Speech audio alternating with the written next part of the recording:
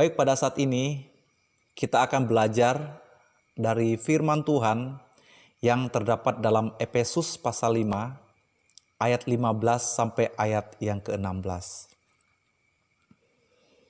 Karena itu perhatikanlah dengan saksama bagaimana kamu hidup. Janganlah seperti orang bebal, tetapi seperti orang arif. Dan pergunakanlah waktu yang ada, karena hari-hari ini adalah jahat. Baik, pada hari ini kita akan belajar dari sebuah tema, yaitu waktu hidup. Apa yang kita pikirkan tentang waktu? Dan apa yang kita pikirkan tentang hidup?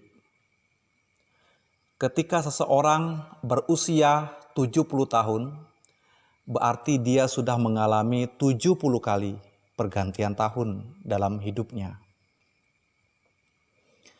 Dan sudah 70 kali dia berulang tahun.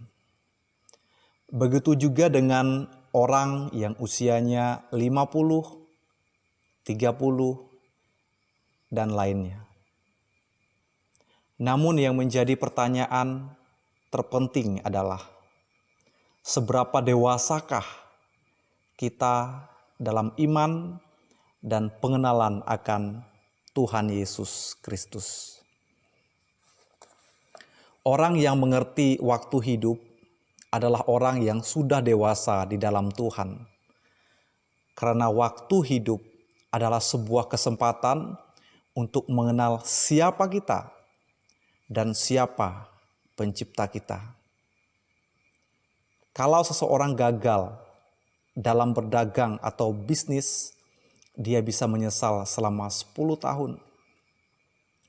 Kalau anak sekolah gagal naik kelas, dia bisa menyesal selama 1 tahun. Kalau orang tua gagal membina keluarganya, dia bisa menyesal selama 50 tahun. Dan kalau kita gagal menggunakan waktu hidup kita dengan baik dan tidak percaya kepada Tuhan Yesus, maka kita akan menyesal selama-lamanya ketika Tuhan datang kedua kalinya. Maka kita tidak akan bersama-sama dengan Tuhan dalam kerajaan-Nya. Ayat firman Tuhan sangat jelas bahwa kita harus dengan benar menyadari hidup ini. Jangan bebal atau tidak mau dengar firman Tuhan atau nasihat daripada firman Tuhan. Melainkan harus menjadi orang yang arif sehingga kita dapat menikmati kehadiran Tuhan dalam hidup kita dan menggunakan waktu hidup kita sebaik-baiknya dengan bijaksana dan penuh hikmat, karena hidup ini penuh dengan tantangan. Iblis berusaha membuat kita jatuh dalam dosa dengan berbagai macam cara, baik itu melalui keuangan, jabatan, dan lainnya. Namun kita harus tetap sadar dengan penuh kekuatan yang daripada Tuhan. Pada hari ini kita akan belajar ciri-ciri orang yang menghargai waktu hidup itu seperti apa. Kita akan belajar dari 3 poin pada hari ini. Yang pertama, orang yang menghargai waktu hidup adalah orang yang selalu menghitung hari. Kita buka dalam Mazmur pasal 90 ayat 12. Ajarlah kami menghitung hari-hari kami sedemikian, hingga kami beroleh hati yang bijaksana. Nah, firman Tuhan ini sangat luar biasa sekali.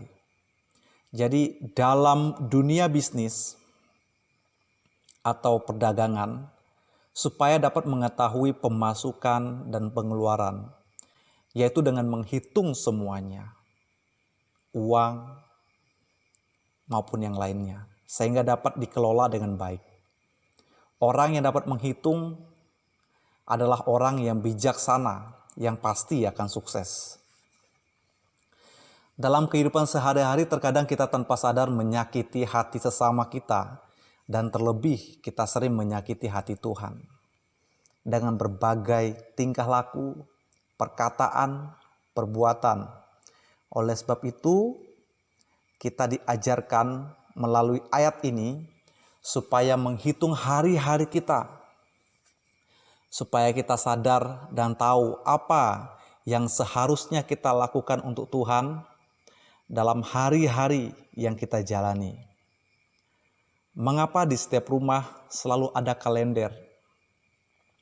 Supaya kita bisa tahu hari, tanggal, bulan, dan tahun. Kalau kita tidak bisa menghitung hari, maka hari Minggu pun kita tidak tahu. Namun kalau kita bisa menghitung hari-hari kita, maka kita tahu kapan kita harus ibadah dan bersyukur kepada Tuhan. Dan juga kalau kita bisa menghitung hari-hari kita, maka kita tahu bahwa usia kita semakin bertambah dan kesempatan hidup di dunia semakin berkurang. Poin yang kedua adalah bekerja selama masih siang. Kita buka dalam Yohanes pasal 9 ayat 4. Kita harus mengerjakan pekerjaan Dia yang mengutus aku. Selama masih siang, akan datang malam, di mana tidak ada seorang pun yang dapat bekerja. Waktu hidup kita sangat terbatas. Hari-hari terasa cepat sekali berlalu.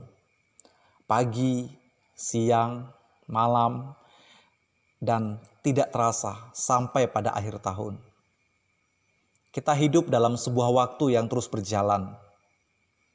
Tidak ada seorang pun yang dapat menghentikan waktu kecuali Tuhan kita. Jadi waktu Tuhan adalah yang terbaik dalam hidup kita. Selama waktu masih siang, ini adalah gambaran hidup kita di dunia. Jadi kita harus menggunakan waktu hidup kita dengan baik, setia melayani Tuhan, melakukan firman Tuhan, dan menjadi berkat, menjadi terang, menjadi teladan. Dan waktu malam adalah gambaran istirahat atau kematian.